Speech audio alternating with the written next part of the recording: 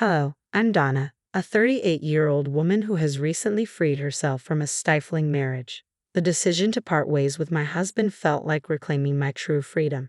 Allow me to share the story of my ex-husband, Michael.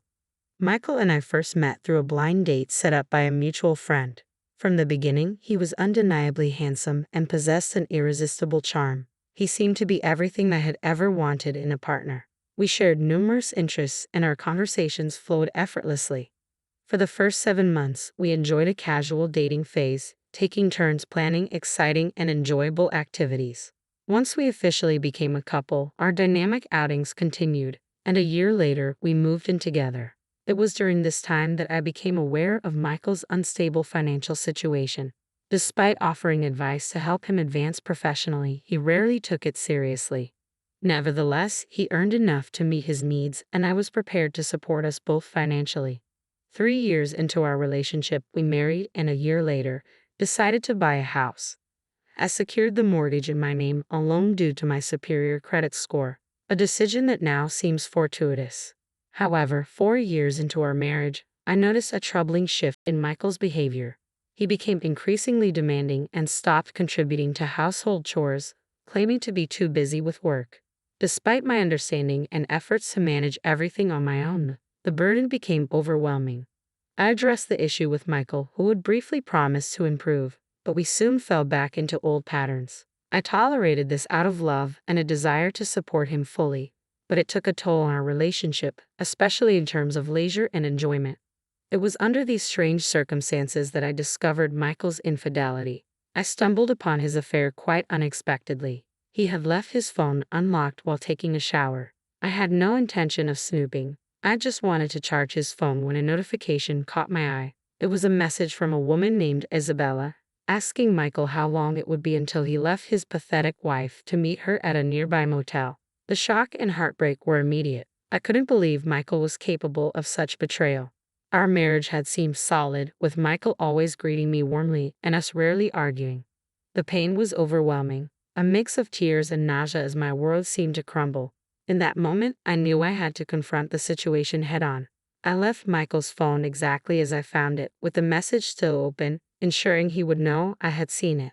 When Michael emerged from the shower and saw his phone, he instantly realized I was aware of the affair.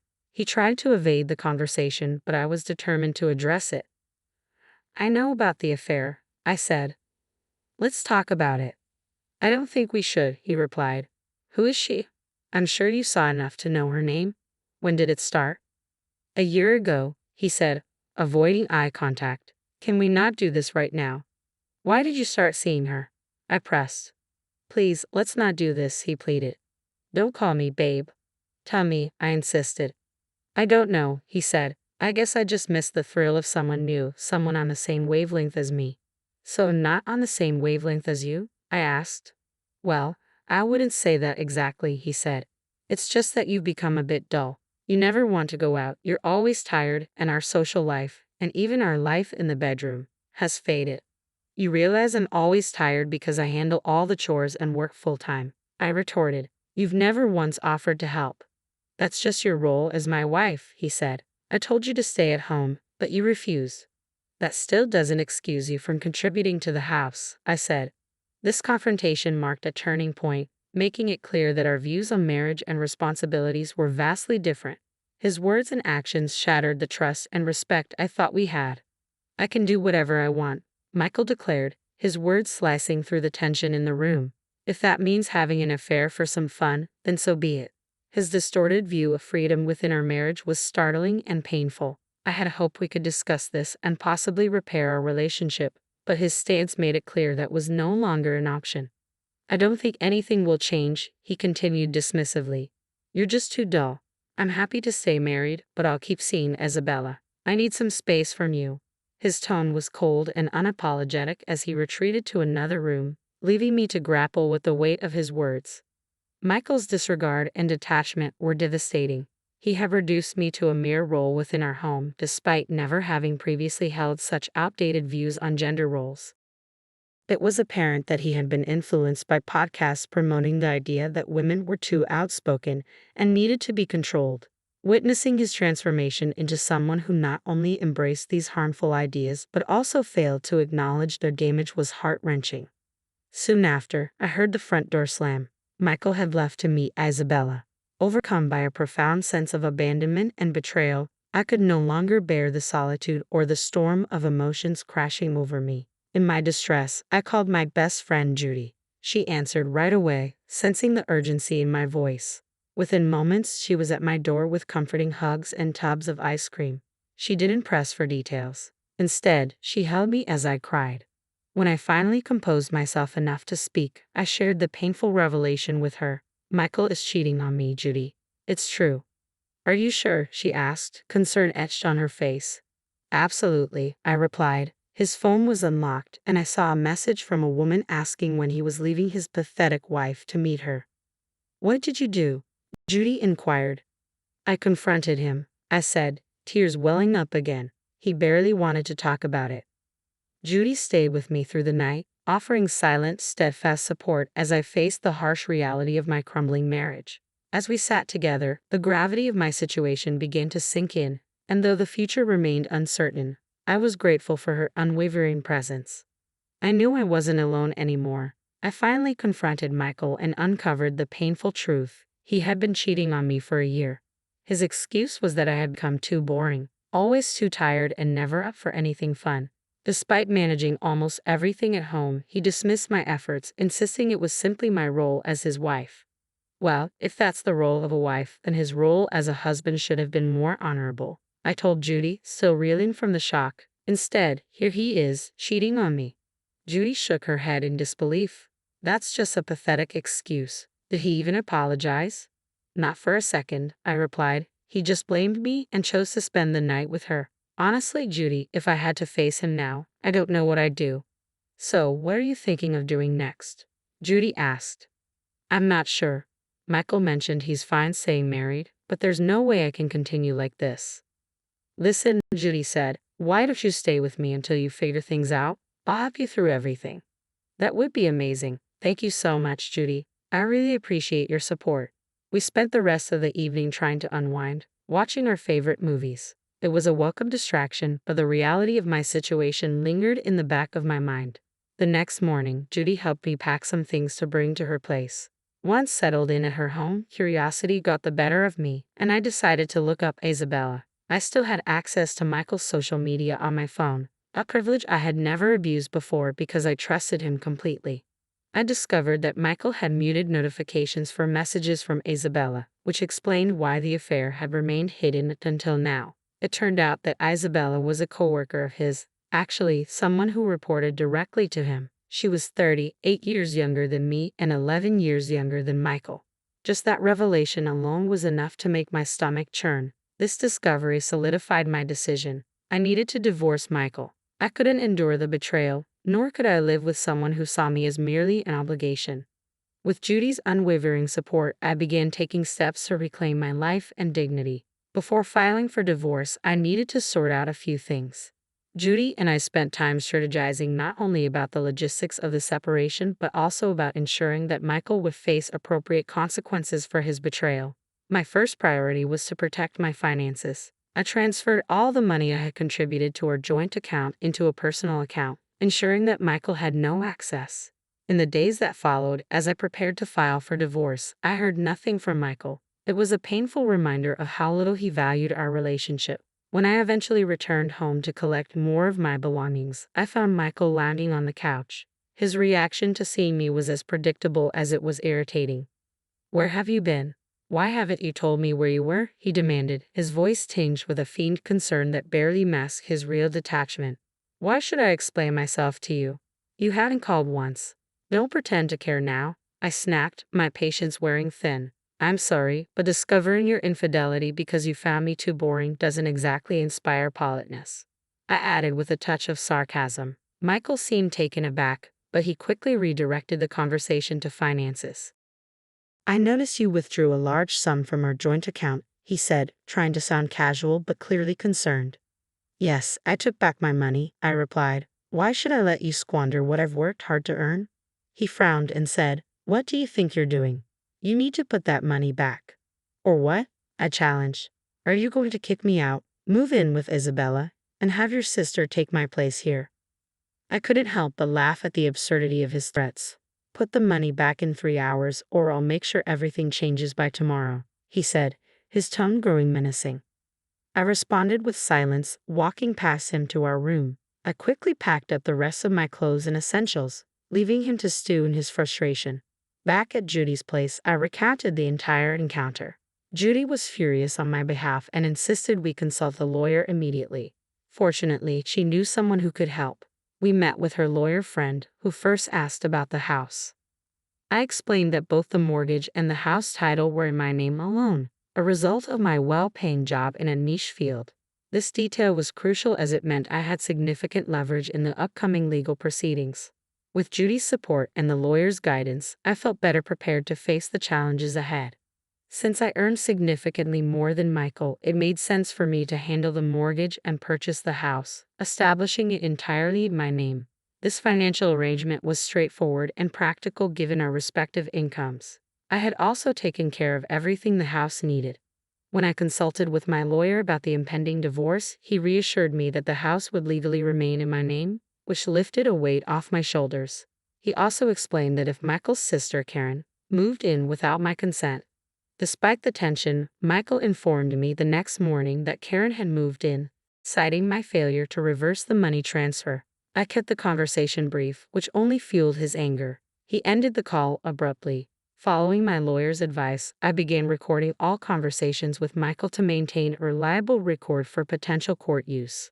My strategy moving forward was straightforward. I would issue Karen an eviction notice. If she complied, that would end the matter. If not, I was prepared to pursue legal action.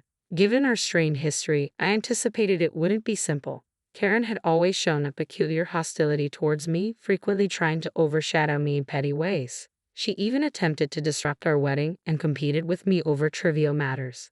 Our relationship had deteriorated to the point where I had to limit contact with her. Michael, overly protective and indulgent toward his sister, often placed me in uncomfortable positions. Karen's resentment grew when she realized she couldn't outshine me, leading her to steal from our home during her visits. I would notice missing items, designer clothes, shoes, and skincare products. Michael urged me to overlook these incidents, rationalizing that Karen's frugal lifestyle justified her taking some luxuries. I strongly disagreed and eventually banned her from visiting our home altogether. Although neither Michael nor Karen was pleased with this decision, Michael was powerless to challenge it due to the legal standings and my control over the property. Determined to protect my interests and ensure a fair resolution to our marital breakdown, I was ready to stand my ground. Having had enough of Karen's antics and theft, I explained the extent of her actions to Michael. He understood that the damage was significant, but Karen continued to provoke me. One day, she called to gloat, "Hello, Donna. Guess where I am right now?" I remained calm. "Michael told me you've moved in." "That's right," she boasted. "I have this huge, glorious house all to myself, something you don't." "I still do have the house," I replied. "I've already sent an eviction notice your way, and you have 4 days to move out." She laughed derisively. "An eviction notice from you? Like I'm going to follow through with that. This is my brother's house, and he told me I can stay here, so I will." "It's not his house, Karen," I said firmly. "Regardless of what Michael told you, the legal documents show that the property is mine." Yeah, marital property or whatever, but he has all the power here," she insisted, misunderstanding the situation. "He decided this was the best thing to do." "You really can't stop talking, can you?" she snapped, trying to hurt me further. "I see why my brother chose someone else." "Fine," I said. "I have nothing more to say. Goodbye." I ended the call, but not before hearing Karen's spiteful laughter. If she didn't vacate within the 4-day deadline, I was fully prepared to take her to court. I had all the legal backing I needed. Unsurprisingly, Karen informed Michael of our conversation, and within an hour, he called me enraged. He questioned my audacity to issue an eviction notice. I chose not to respond to his anger. In the next 4 days, 2 significant events unfolded. First, I had the divorce papers served to Michael, and he shockingly decided to contest them. Second, Karen had still not moved out. True to my word, I had a court summons delivered to her. Legally, she was now considered a squatter. When Karen received the summons, she was visibly shocked to learn that the house was in my name, not her precious brothers. She confronted me, accusing me of trickery. I responded firmly, I gave you ample warning and time to leave. I even sent you a formal eviction notice. The reality of her situation was finally dawning on her. I was ready to uphold my rights, no matter what. Karen's refusal to heed my warnings led her to face the consequences in court. My lawyer presented a solid case, including the eviction notice and recordings of phone calls where I repeatedly asked Karen to vacate the premises, which she blatantly refused. In my state, squatting was a serious offense, resulting in Karen being charged with a Class A misdemeanor. The look of utter defeat and humiliation on her face was deeply satisfying after enduring years of her antagonism. After the court proceedings, Michael and Karen, still unable to accept the defeat, confronted me at Judy's place, where I had been staying. "How could you do that to my little sister?" Michael demanded. "Your little sister has made my life miserable for years, and I finally put a stop to it in the only way I knew how," I replied, my frustration evident. "A decision you initially agreed with. Yet the moment I stood up for myself, you sided with her." Michael argued, "So the house suddenly became an option because we're separating. If we weren't, would you have snuck her in?" I cut him off. "Save it, Michael. I don't want to hear any more. I'll see you in court." "How is the house even in your name?" "My brother's name isn't on any of the documents. I've been paying off the mortgage and handling repairs for the past 4 years," I explained. "No matter how much your brother contests it, he won't gain any ownership of the house. All he'll get is a much lighter wallet." Karen interjected, clearly not understanding the legal situation. "You think I set him up?" "I did nothing of the sort. Your brother believed in being the man of the house but avoided real responsibilities, preferring that I handle everything while he enjoyed the benefits. Thank God that won't be my problem anymore," I retorted, my patience wearing thin. I slammed the door in their faces, ending the conversation. In the weeks that followed, Michael, realizing he couldn't win the house, decided to contest every single possession we shared, down to the most trivial items like our dessert spoons. The battle was petty and exhausting, but I was determined to fight for my peace and freedom. For every item Michael claimed as his, I had the receipts clearly showing who had paid for them. In truth, he hadn't contributed much, so his share was minimal. While Michael was preoccupied with this petty squabble, I took action on another front. I sent screenshots of his inappropriate communications with Judy to his company's HR department. Within 2 weeks, Michael was terminated from his job. Surprisingly, Isabella was not. I learned from some of Michael's colleagues, with whom I had remained friendly, that she had argued Michael coerced her into the relationship by threatening her professional standing. Understandably, their relationship did not survive this revelation. It took some time, but eventually, the divorce was finalized, and I was officially free to celebrate my newfound freedom and the successful resolution of a complex situation. Judy and I enjoyed a long celebration. It felt like a double victory. The last update I received on Michael and Karen was less than glamorous. They ended up living together in a modest apartment, both struggling to find jobs. Their parents were supporting them with a modest allowance, but they were far from pleased with their actions. My former in-laws even reached out to apologize for their children's behavior, a gesture that helped bring some closure to the entire ordeal. Now free, I looked forward to what life had to offer next. The entire experience reinforced a valuable lesson: never forget my worth. It also showed me that I could handle myself in tough situations. A force to be reckoned with. Here's to moving forward stronger and wiser. Cheers.